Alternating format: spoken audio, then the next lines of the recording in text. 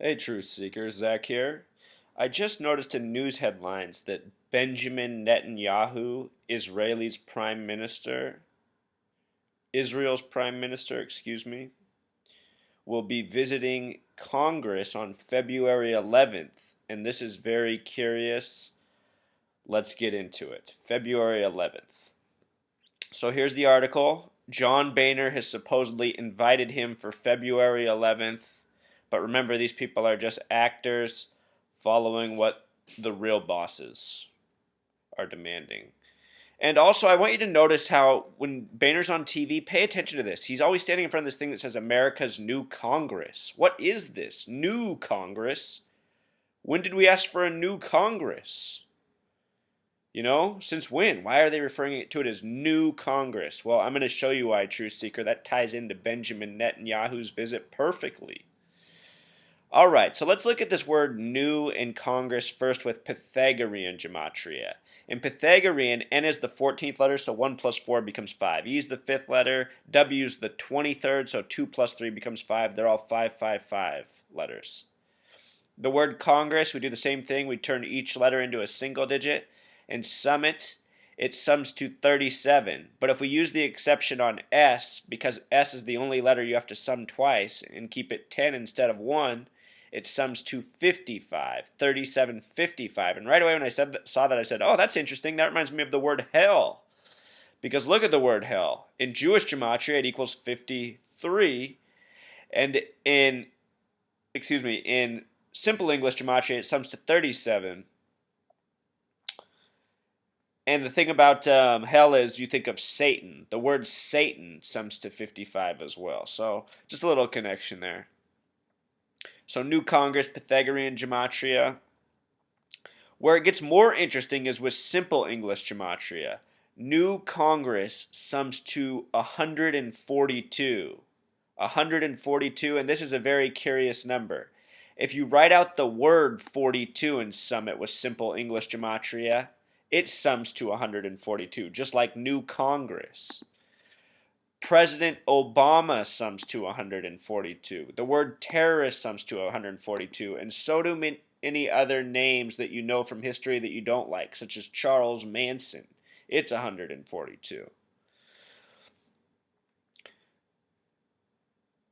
So Benjamin Netanyahu, he's visiting on February 11th, which is the 42nd day of the year. 42. All this 42, 142 focus. New Congress. The word new equals 42. New is 42. And here we have Benjamin Netanyahu coming on the 42nd day of the year.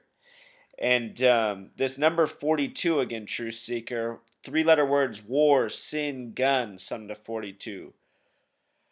The Michael Brown thing was very much centered on 42.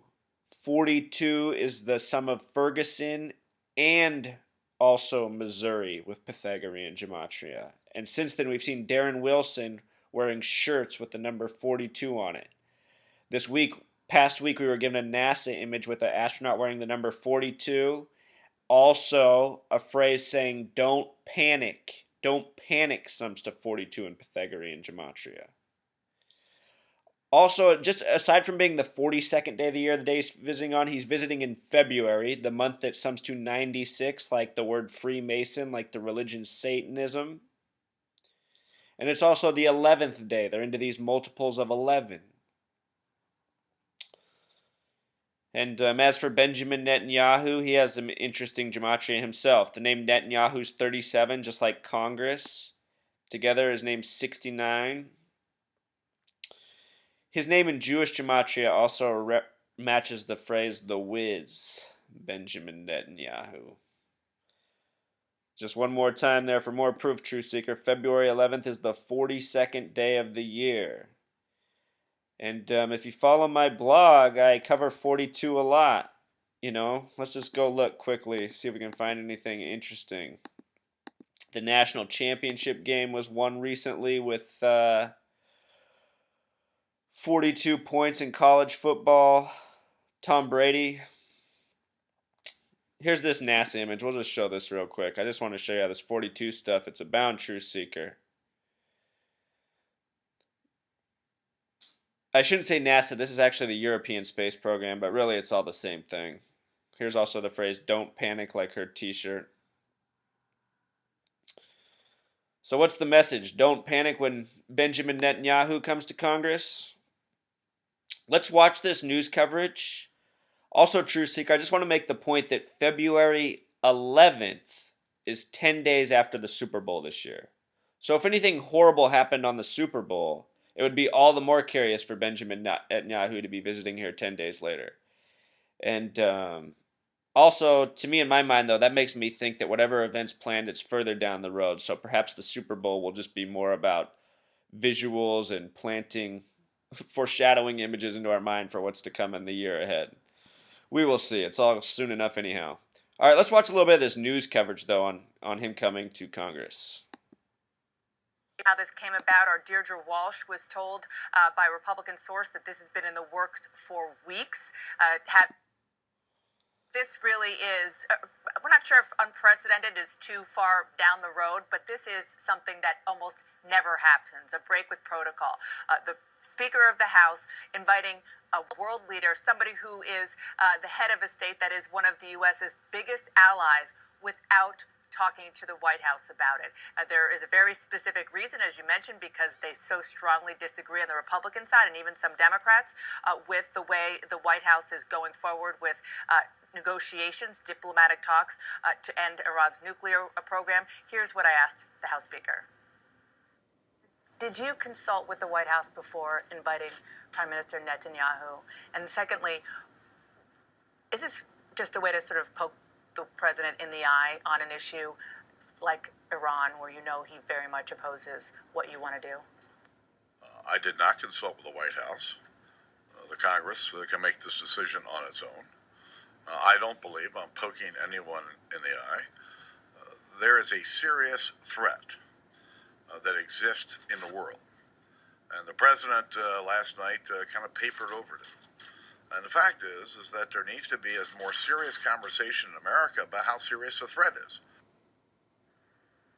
Now, we have a little bit more information on how this came about. Our Deirdre Walsh was told by a Republican source that this has been in the works for weeks, having Benjamin Netanyahu come here and address the Congress well before the president said privately and publicly with this new Congress that they should not do anything with sanctions, and pleaded with them privately, certainly among Democrats last week, not to do so.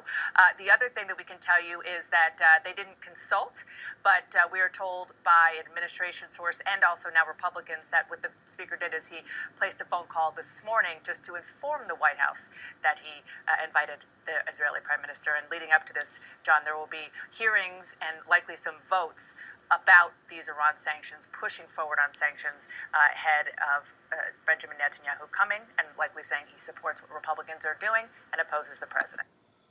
So there it is, True Seeker, unprecedented. And I will remind you, it was the prior Prime Minister and also Defense Minister in Israel, Ehud Barak, who changed his name to Barak, spelled this way, which is a name summing to 33 like so many world leaders do. Ehud Barak came to the United States on September 12th, 2001, the day after 9/11, and was the first person to use the phrase war on terrorism. He said the United States needed to declare a war on terrorism. And of course, Israel are pros at this because they'd been fighting a war on terrorism in the decades before we started ours. Their mission spread to our mission. And now here we can see that we're coming to this climax. We can see that another major false flag is on the horizon. I predict it will be sometime between now and 2017. That's a big window. I expect it sooner than later.